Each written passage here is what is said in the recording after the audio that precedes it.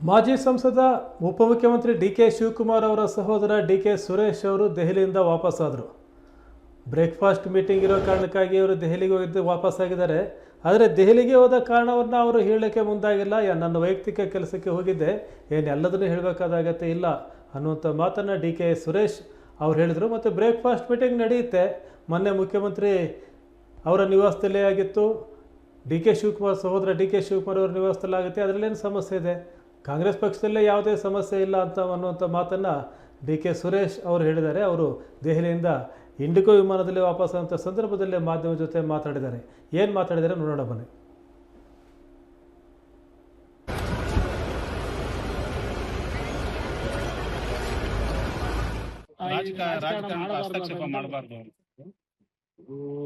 ಅದಕ್ಕೆ ರಾಜಕೀಯವಾಗಿ ಹೇಳೋದಕ್ಕಿಂತ ಮುಖ್ಯವಾಗಿ ಯಾರ್ಯಾರು ಯಾವ ಸಂದರ್ಭದಲ್ಲಿ ಮಠ ಬಳಸ್ಕೊಂಡಿದ್ದಾರೆ ಅನ್ನೋದು ಈ ರಾಜ್ಯದ ಜನರಿಗೆ ಗೊತ್ತಿದೆ. ಹಾಗಾಗಿ ನಾನೇನು ಹೆಚ್ಚಿಗೆ ಹೇಳ್ಬೇಕಂತ ಅವಶ್ಯಕತೆ ಇಲ್ಲ. ಸರ್, ಈಗ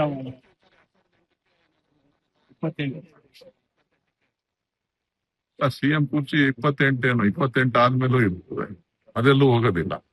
ಪ್ರಜಾಪ್ರಭುತ್ವ ವ್ಯವಸ್ಥೆ ಇರೋವರೆಗೂ ಸಿಎಂ ಕುರ್ಚಿ ಇದ್ದೇ ಇದೆ. ಸರ್, ಈಗ ಡಿ.ಕೆ. ಶಿವಕುಮಾರ್ ಅವರು ಸಿಎಂ ಆಗುವ ಕಾಲ ಹತ್ರಕ್ಕೆ ಬರ್ತಿದೆ. ಕಾದ್ ನೋಡೋಣ, ಥ್ಯಾಂಕ್ ಯು. ನಾನು ಹೇಳಕ್ ಆಗೋದಿಲ್ಲ. ಎಲ್ಲವೂ ಕೂಡ ಸುಸೂತ್ರವಾಗಿ ಆಗ್ತಾ ಇದೆ. ಬ್ರೇಕ್ಫಾಸ್ಟ್ ಮೀಟಿಂಗ್ ಆಗಿದೆ, ನಾಳೆನೂ ಬ್ರೇಕ್ಫಾಸ್ಟ್ ಮೀಟಿಂಗ್ ಇದೆ, ಎಲ್ಲ ಒಂದು ಹಂತಕ್ಕೆ ಬರುತ್ತೆ. ಅಂದ್ರೆ ಇಬ್ರು ನಾಯಕರು ಹೇಳಿದ್ದಾರೆ ಹೈಕಮಾಂಡ್ ಅನ್ನ ತೀರ್ಮಾನಕ್ಕೆ ನಾವು ಬದ್ಧ ಅಂತ.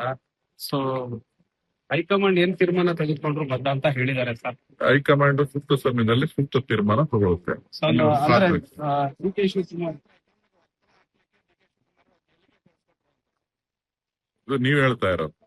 ಸರ್, ಅಂದ್ರೆ ಈಗ ಡಿ.ಕೆ. ಸಿಎಂ ಆಗೋದು